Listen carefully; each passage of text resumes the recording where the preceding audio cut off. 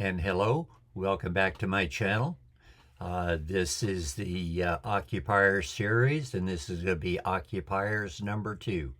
And in Occupiers number 2, I'm going to be talking about how people think about things, how people conclude things, and particularly what things are right and wrong, or what things are true or false.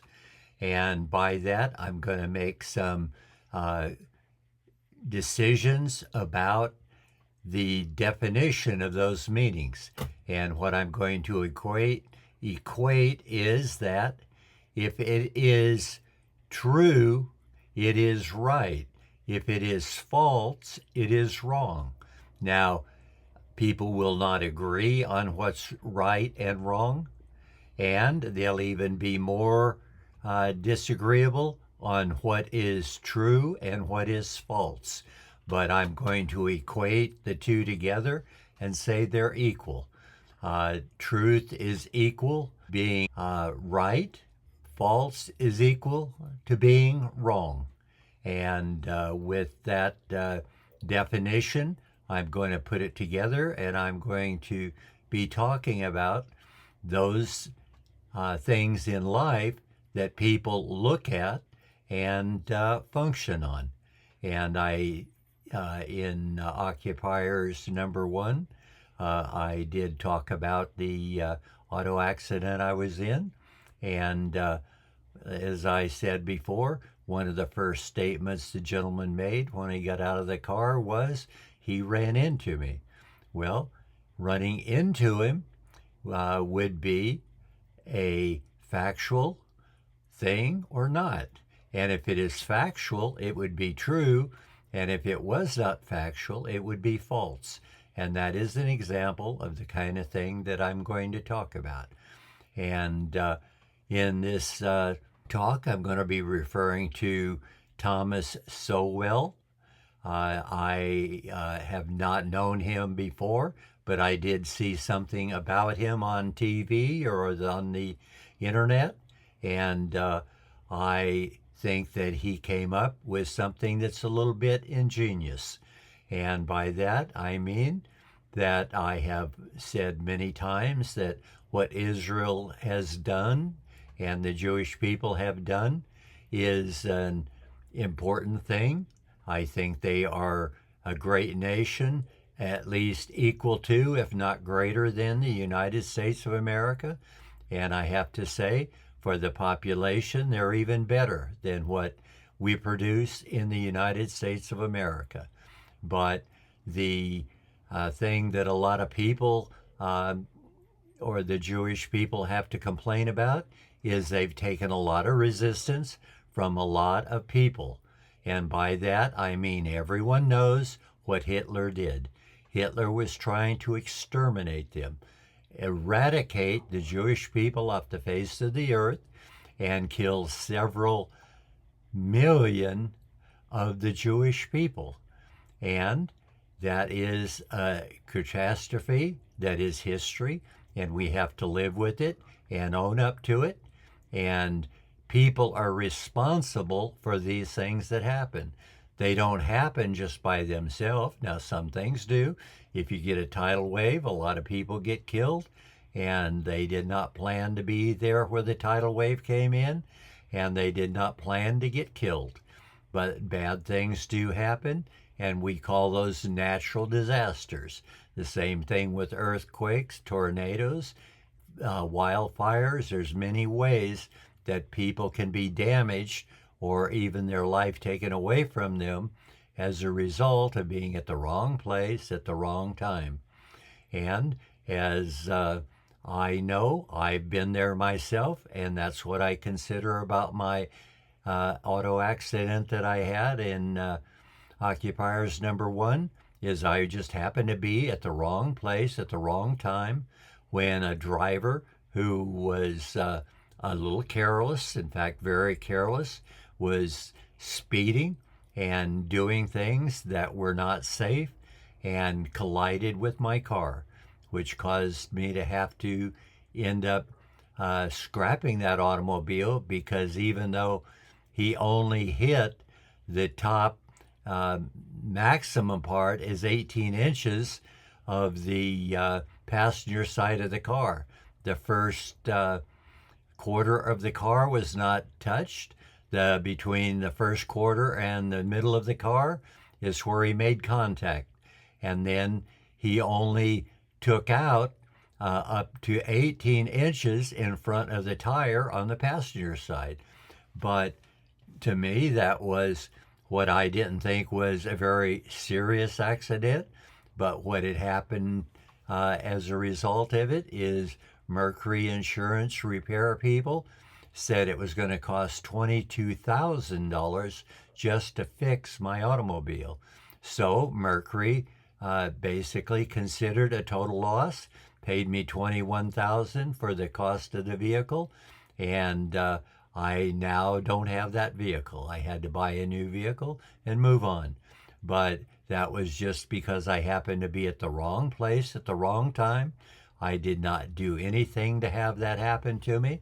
But on the other hand, as this experience happened, we learned things.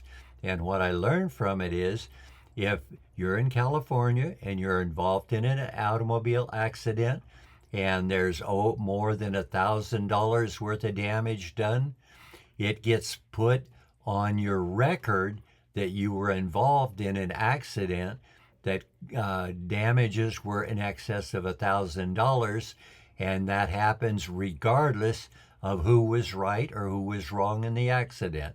So things happen to us that we suffer in ways that we had no idea we were going to suffer when it happened. But these kind of things are things the government make rules about. That is a rule I think that should be changed, because if you were just in the wrong place at the wrong time, there's no reason why you should have on your record the fact that someone ran into you. You didn't do anything wrong, and therefore you should not have to suffer as a result of having insurance companies not be willing to insure you or pay higher price for insurance just because of what goes on to your record. But as I said here, that's what we're talking about, what's right and what's wrong in all respects.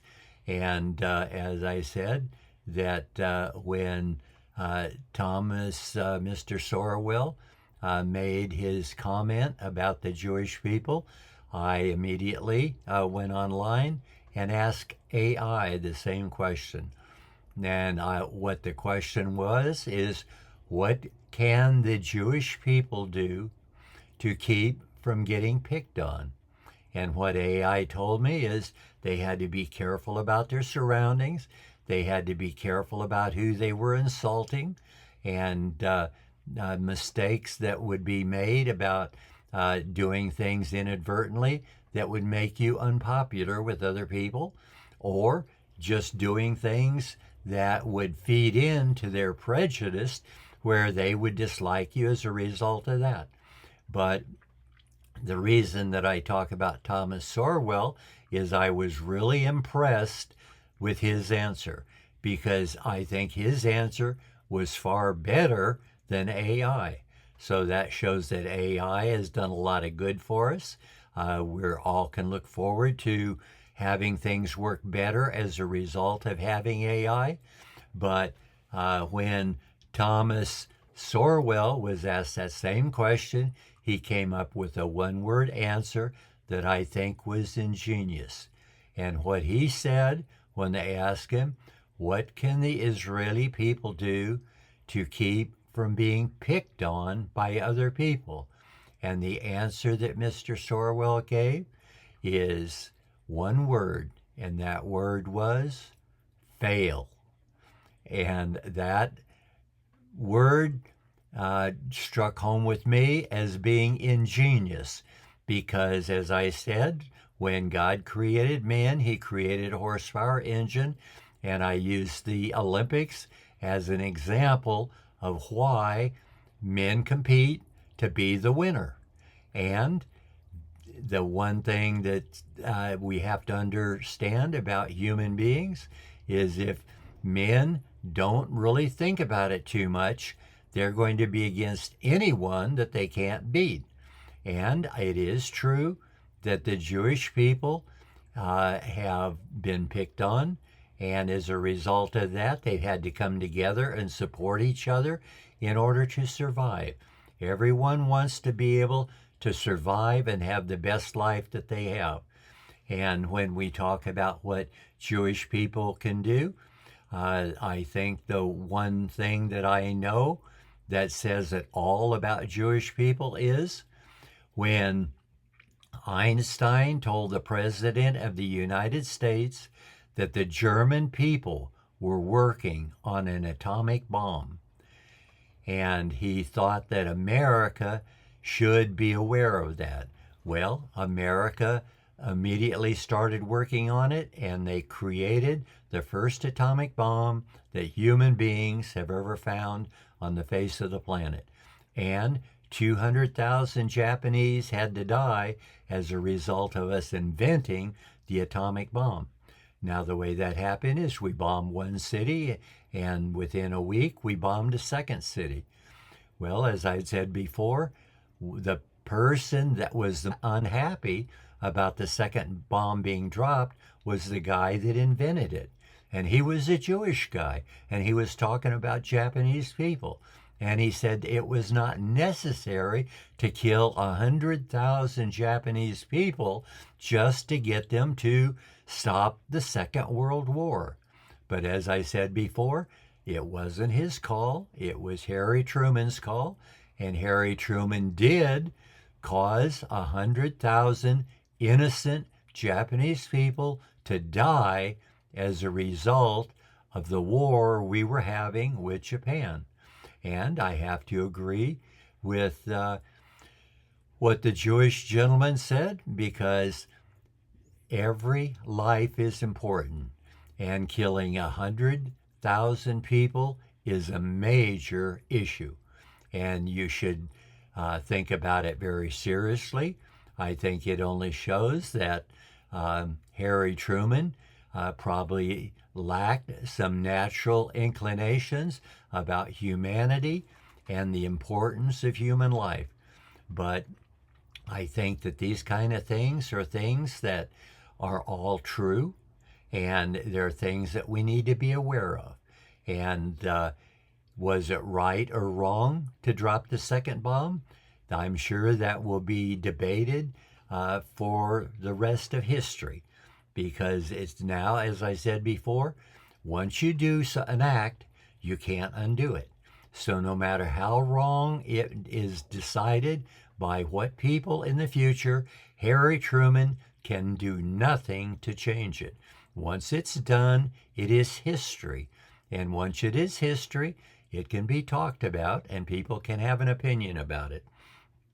But that's what I'm going to try to do here, is to make some examples of what things are right and what things are wrong, what things are true and what things are false. I want my people that follow me to agree with me and join, or at least find insights in what I'm talking about, so they can do what is right and what is true, and as opposed to doing what is wrong and is false. And it doesn't mean that everything I think is true, or everything that I think is false is false. As I said before, human beings all have different opinions, and we can think anything we want. But I think everyone needs to remember at every time, the real important answer is, when a person disagrees with you, you have to draw back to the default position with what they're expressing to you, and say, is that something you would be okay if someone did to you? And if you get a different answer, they say, no, I wouldn't want it done to me, then they should not be willing to do it to any other individual, because that is the default thing to see if you're on the right track or the wrong track. Because as I said, this is a government issue. And in government, we're only concerned about how one human being treats another human being. We're not interested in people's political ideas, people's religious ideas, because as I said, people have a right to think anything they want to think. And in their religion, they can draw any conclusion about what they think is true, and their opinions are their opinions. Other people that disagree can keep their opinions to themselves unless they want people coming to them and disagreeing with what they think as well. But when we want to get along in a government, a social situation, we want to be able to have as many friends as possible and as few enemies as possible. And the way you have friends is agree with them. The way you have an enemy is to disagree with them. So we have to be aware of what our responsibilities are as a human being and who we're talking to and why we are talking to them. And so as we continue to explore the different attitude about right and wrong, I'll do that by using examples. And as I said before, in Occupiers number 1, I gave a detailed example about how I thought my car was damaged and who was responsible. Well, those are things that I do believe, and they're things that I think are right. Now, I'm sure that the gentleman that hit me thinks the opposite. But the reason he thinks the opposite is he doesn't want to be responsible for his bad driving. Well, we all have to be responsible for our actions. And if our actions are something that's disagreeable with other people, we sometimes are going to get the consequences of those actions. And we have to be aware at all times to only do things that we're willing to have people do to us. That way we'll get down to at least a smaller things to debate about, because that should put everyone at least in the ballpark of being able to discuss the issue without going all over the board. If you don't have some kind of attitude between the people that puts you somewhat close together so you can discuss and explore whether a particular action is right or wrong, and we can have an agreement on it or a disagreement depending on how many variables there are still open for discussion. And one way to eliminate those variables is with the rule that if you don't want anyone to do it to you, you should not also do it to them. So that is a rule that everyone should be aware of, and everyone should try to structure their life on only doing those things to other people that they wouldn't mind if that person did to them as well. And so as we get into other examples to show what things may be right or may be wrong, I hope to narrow the field so that we have more people agreeing with what I'm telling you than disagreeing. Some of the major problems that are facing America today are the economic instability. By that, a lot of young people are concerned about inflation. They don't know how high the prices are going to go, where they can get a job that's going to pay enough where they can afford to buy a home. And so there are always issues that come up that are political issues that have an idea of right and wrong. And it does depend on what the political people in office are doing that directly affects the life of the individuals have to have. And besides the economic instability, there is a political issue that people are always concerned about. The president goes through periods where people like him and periods where people don't like him. He's doing what some people agree with. He's doing what other people disagree with. But during these political concerns they have, one of the major issues is the federal deficit. The federal deficit is what the country owes in addition to what the country's income is and what they spend. And people are concerned about that because the higher the national deficit goes, the more anxious the government is to collect money from people in different resources so they can pay those bills off.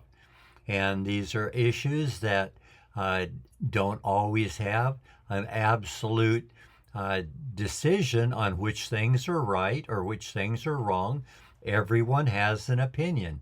But as time goes on and it becomes history, some of the opinions become very obvious that the people that were doing it either were very intelligent, knew what they were doing, or they were very naive and not educated enough to make the right decisions and did things that made the situation worse. And it's a lot of times only after the situation happens that people have to deal with it. And unfortunately, that is a bad situation. That's why everyone is concerned about AI now. They're hoping that AI helps people make right decisions in time to create a situation where the average person does not have to deal with the problem that was created by some government official or government attitude. And people also are very concerned about the global health. A lot of people think that everyone in the world deserves to have medications that are available for certain illnesses if they have those illnesses. And they don't think that just because a country is poorer than America is, that their citizens should have to endure sicknesses and death a lot of times that Americans don't have to endure because we have medications or systems that keep us from having those kinds of results. Amount of people that want to help other people in the world, it always comes with a cost. Nothing is free. There's always a cost for everything, and it's who's willing to pay the cost in order to get the result, not necessarily for their individual and family, but for other people around the world that they aren't even know of and have never met. But people are still concerned about them because of the bad situations they hear, those people enduring, and they wouldn't want to have to endure those situations. And they were hoping that people that have a solution are willing to share that with them. And other than that, the only other one that comes up a lot is climate change.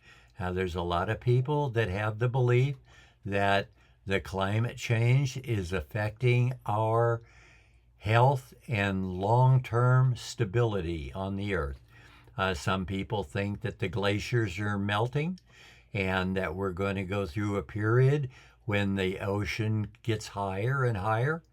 I think that the ocean has raised several inches, but a few inches is not really that big of a deal. And we've been through several ice ages on the earth. So in my opinion, and I've said this before, a lot of effort that is put in on people that don't know what effect it's going to have. And the trouble is, when we spend a lot of money doing things that don't have any effect at all, this money that gets spent that could be used on something that benefits all of the citizens. And these are the kind of things that Homo sapiens are trying to learn so that they can spend their energy and efforts on doing things that make a difference. When you can do a lot of things and it makes no difference at all, it is a little disheartening. And I understand that totally. I'm spending a fair amount of time doing my videos, and I don't know that anyone's listening to them or getting any benefit out of them. But even with me in the long term, I hope that the videos stay up on YouTube long enough that people that need the things that I'm talking about and that I've expressed that I know about and are answers to problems they're having, that they will be able to pick up what I've said, be able to apply it to their life, and get the benefit of it. Now, a lot of times people say that what you have to do is create a business and sell it to people. Well, that's one way to do it, and a lot of people make a lot of money doing that kind of thing. But I have not been a very good businessman in my life. So, in my opinion, if I have something that helps other people, I would rather them know it and be able to use it so that it will be a benefit to them and their family. And I want to continue doing things that, in my opinion, I put it out there so people that do pay attention to it get the benefit of it. Then they are the benefactors of something that I have spent my time doing. And even though I am not in business to do it, I know I'm not going to get compensated for it. That isn't why I'm doing it. I'm doing it for the simple reason, and a lot of people I know have the same attitude. They're willing to do things that helps all of humanity, and not only themselves personally, but it helps other people as well. So I'm going to continue exploring which things are right and which things are true, as opposed to wasting my time on things that are false and things that are wrong. And I hope that this particular video has benefited some people, and they'll be able to use what I've said to help them do the same things, because none of us want to spend our time wasting time on doing things that don't work at all. So if it doesn't work, it's wrong, it's false. There's no sense in spending a lot of time on it. If we could concentrate only on doing things that are true and right, that is the thing that will benefit not only ourselves, but other people around us. And for now, if I have gone the time that I have, I want to keep these under 30 minutes. I'm going to say this would be the end of Occupiers number 2. And I hope to see you on the next one. And if you get anything that I've said that's beneficial to you, I'd appreciate it if you tell your friends and they could watch the videos as well. And for now, I'm going to say goodbye.